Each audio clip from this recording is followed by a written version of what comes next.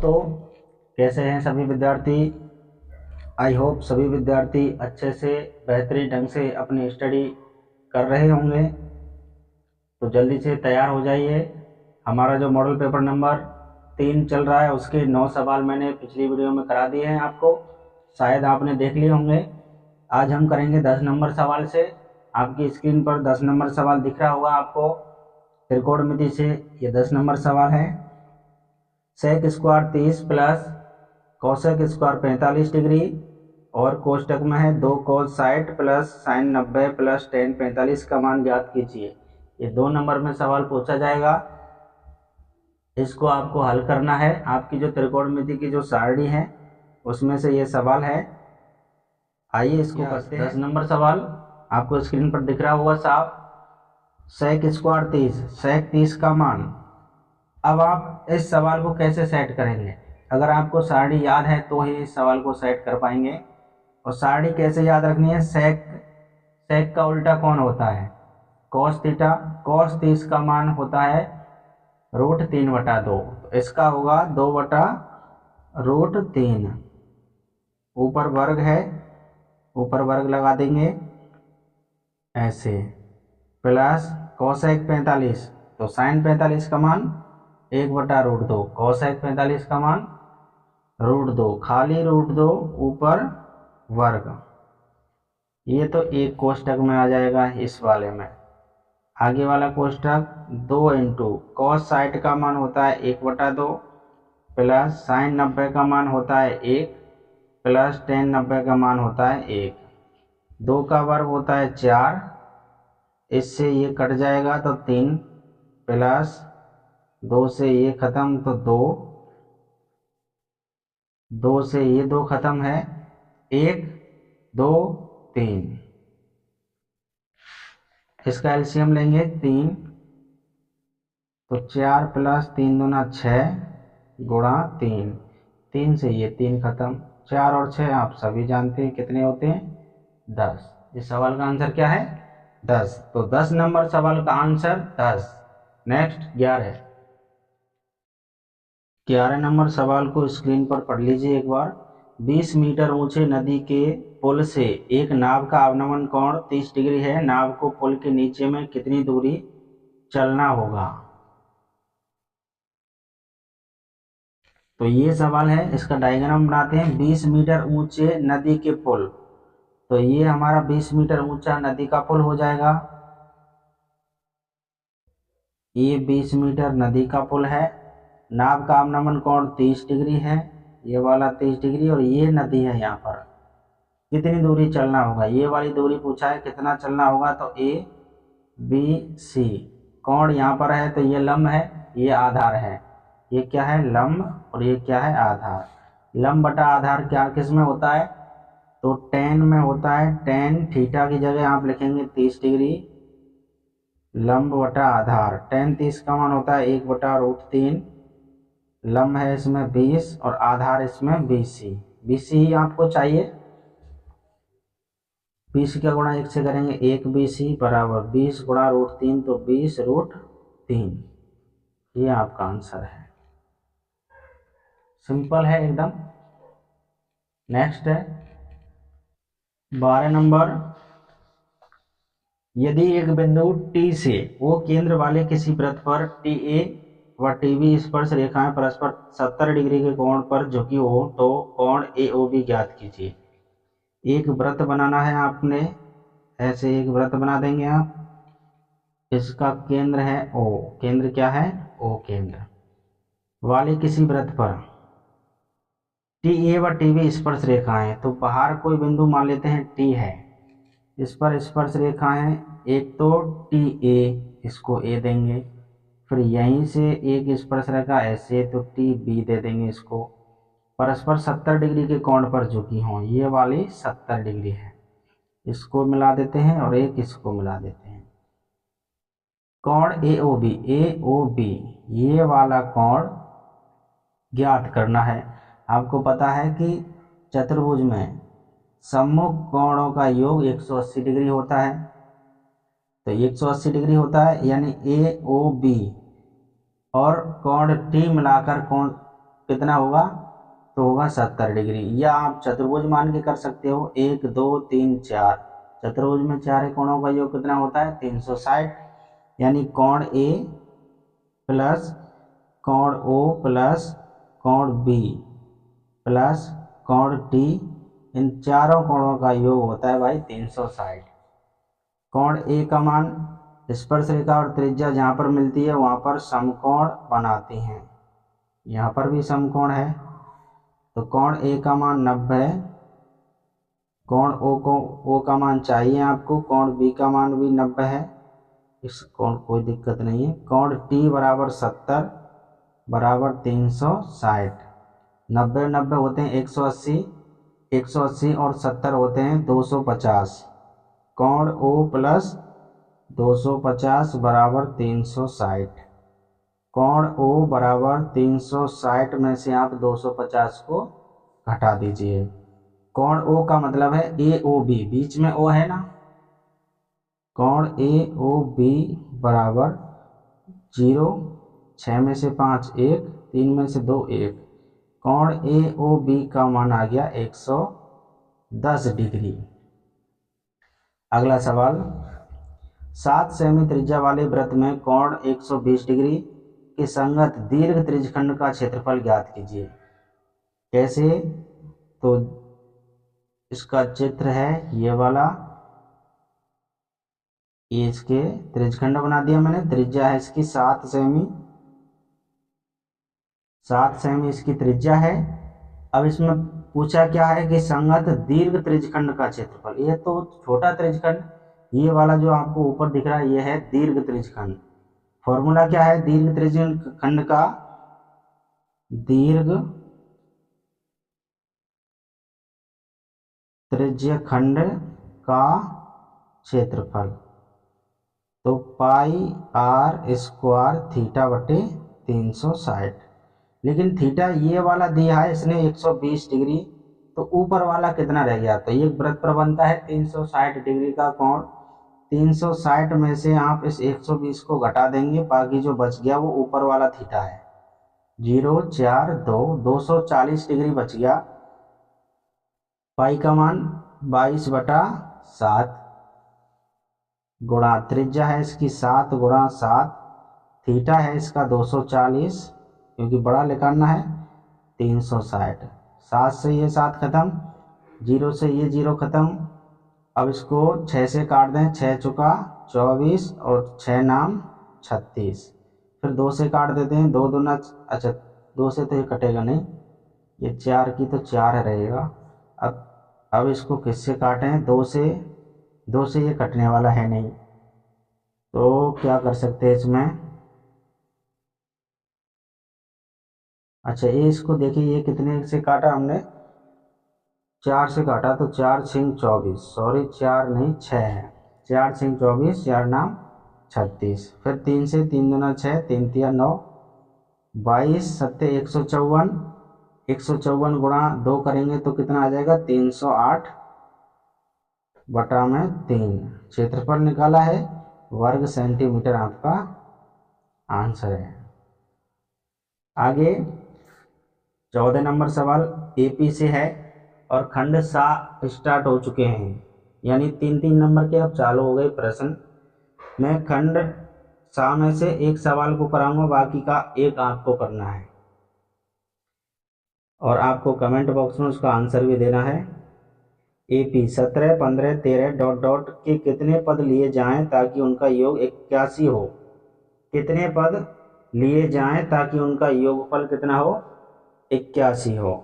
तो योगफल का फॉर्मूला आप लगा सकते हैं, इसमें बड़ा वाला फॉर्मूला एस एन बराबर एन बटा 2 2a प्लस n माइनस 1 और डी। एपी से है ये, एस एन कितने पदों का योगफल, उनका योगफल 81 हो,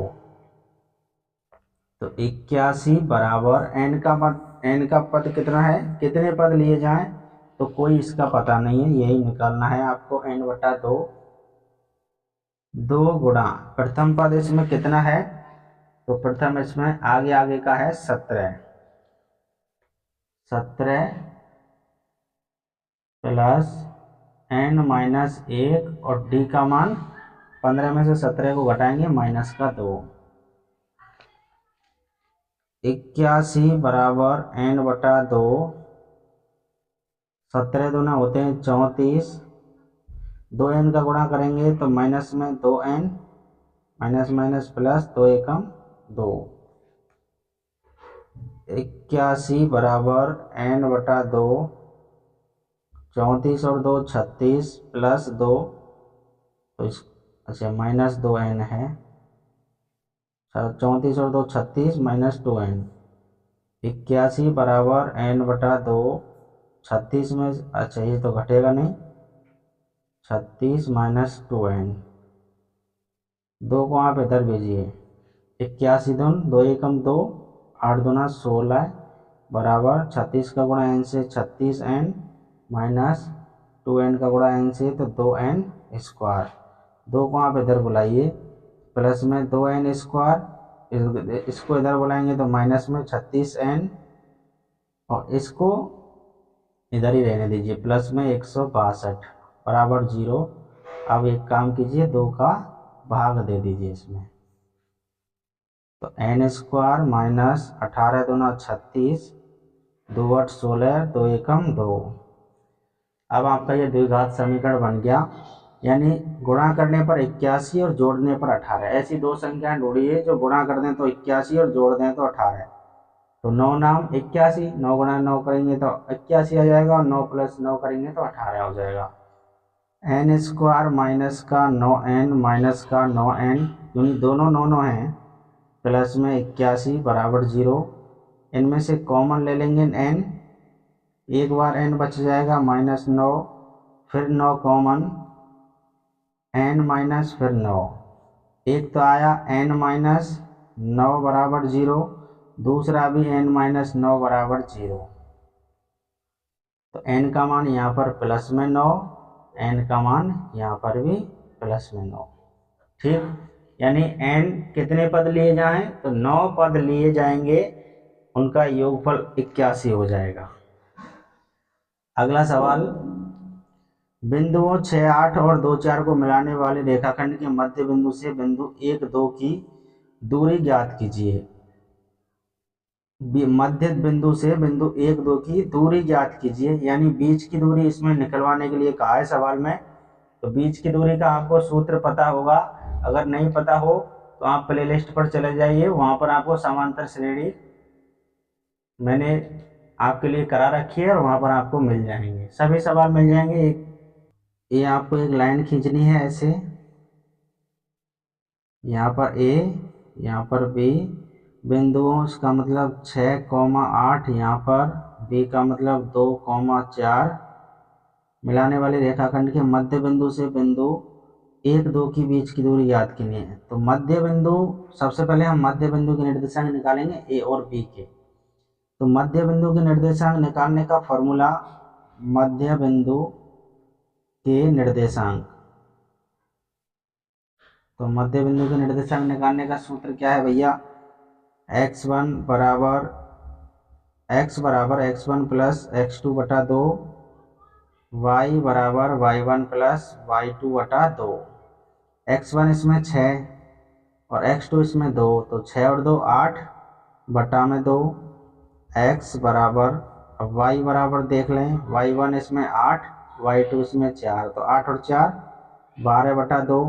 इसको जब काटेंगे 2 छिका 12, 2 से 8 को काटेंगे 4 12 में, यानी 4 और 6, और इसमें आगे दिया है 1 और 2, 1 और 2। अब इन दोनों की बीच की दूरी बतानी है आपको। बीच की दूरी, इसका फॉर्मूला आपको पता होगा। अभी मैं सवाल को इधर लिख लेता हूँ, इधर जगह नहीं है, थोड़ी जगह है। ये लाइन है हमारी, आगे 4,6, पीछे 1,2, इसकी अब बीच की दूरी निकालनी है। तो बीच की दूरी का फॉर्मूला फिर आपको लगाना है, बीच की दूरी, तो root x2 minus x1 square और plus y2 minus y1 square. अब x2 क्या है इसमें 1, 1 में से 4 को घटाएंगे, -3 का वर्ग प्लस y2 है इसमें 2, y1 4, सॉरी 4 नहीं 6, तो 6 में से 2 को घटाएंगे कितना आ जाएगा, -4। अब 3 का वर्ग होगा 9, 4 का वर्ग 16, 16 9 25, 25 का वर्गमूल 5। इस सवाल का आंसर है 5 सेंटीमीटर। हो गया। नेक्स्ट इसका 16 नंबर सवाल, सिद्ध कीजिए किसी बाह्य बिंदु से किसी वृत्त पर खींची गई स्पर्श रेखाओं के बीच का कोण स्पर्श बिंदुओं को मिलाने वाले रेखाखंड द्वारा केंद्र पर आंतरिक कोण का संपूरक होता है। अथवा में एक वृत्त के परिगत एक चतुर्भुज ABCD खींचा गया। देखिए आकृति, सिद्ध कीजिए AB प्लस CD बराबर AD प्लस BC। तो इसको सिद्ध कर लेते हैं नीचे वाले को। तो इसमें दिया क्या है, सबसे पहले इसमें दिया क्या है, तो दिया है वृत्त के परिगत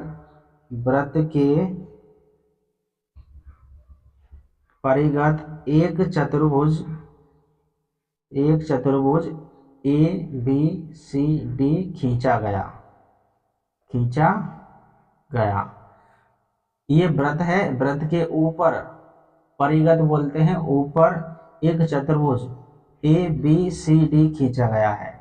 सिद्ध क्या करना है, तो सिद्ध आपको करना है AB प्लस CD बराबर AD प्लस BC।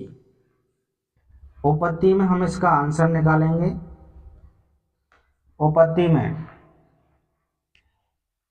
इस बिंदु को देखिए, बी बिंदु बाहर है। इस आपको ये तो पता हुआ किसी बाह्य बिंदु से वृत्त पर खींची गई दोनों स्पर्श रेखाओं की लंबाई समान होती है। तो बी से आप ये 2 स्पर्श रेखा इसमें से खींच रही हैं, कौन कौन सी हैं, तो BP और BQ। तो इसमें BP बराबर हो जाएंगे BQ, ये पहला।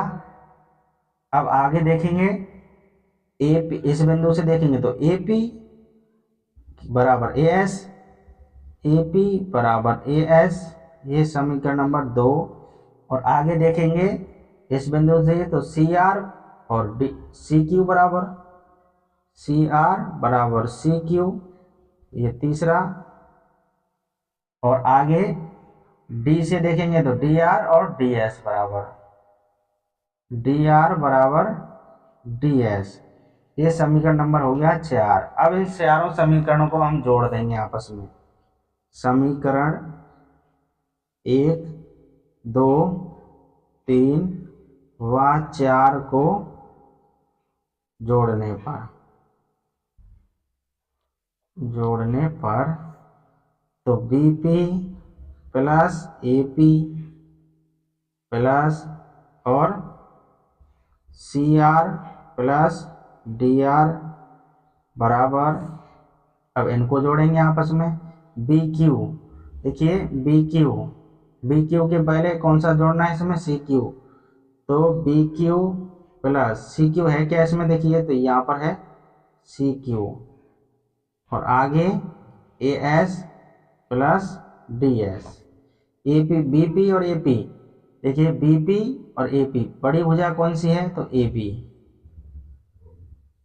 प्लस CR और DR, बड़ी भुजा CD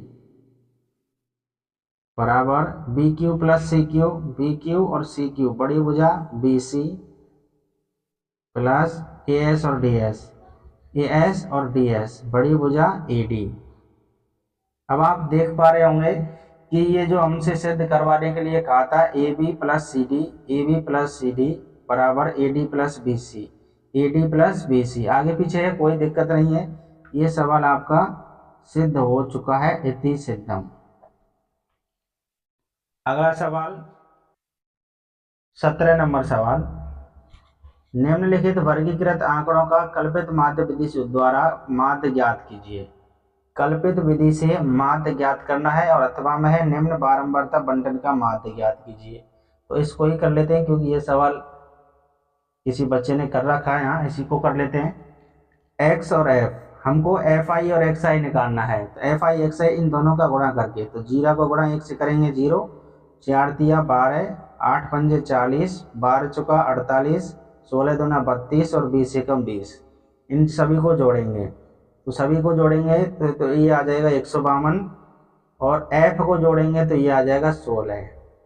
फॉर्मूला होता है माध्य का, इसमें कल्पित माध्य नहीं है, वो ऊपर वाले में है, इसमें केवल माध्य पूछा है। तो सिग्मा एफ आई एक्स आई बटे सिग्मा एफ आई एक्स आई आपका 152 है और सिग्मा एफ आई 16 है। 16 से इसको भाग देंगे, 16 नंबर होते हैं 144 और यहाँ पर कितना बच गया, फिर 6 और 2 8 बच गया, ये फिर पॉइंट लगा के 80 हो जाएगा और 16 पंजे 80। बिल्कुल किसी बच्चे ने सही किया है, बिल्कुल करेक्ट, इसका 9.5 आंसर है। दोस्तों उम्मीद करते हैं आज का क्लास आपको पसंद आया। हम आपके साथ अगली वीडियो में मिलेंगे। जब तक इन सवालों को सभी को सॉल्व कीजिए और अच्छे से समझने का प्रयास कीजिए, क्योंकि ये जो हम आपके लिए मॉडल पेपर करा रहे हैं इसका बिल्कुल सेम पैटर्न आपको बोर्ड में देखने को मिलेगा। तो ये ना समझें कि ये मॉडल पेपर हैं, आपको ये समझना है कि ऐसा ही प्रश्न आपको बोर्ड में आएगा, तो आपसे कैसे होगा। इसलिए मैं आपके लिए ये वीडियो बना रहा हूँ ताकि आपको पता चल जाए कि बोर्ड में किस प्रकार के प्रश्न पूछे जाते हैं और कैसे उनको कम समय में हल करना होता है, क्योंकि काफ़ी प्रश्न आएंगे आपको बोर्ड में, तो जल्दी से उनका आंसर कैसे निकालेंगे और कैसे अपने पेपर को समय पर कर पाएंगे। Okay, thank you.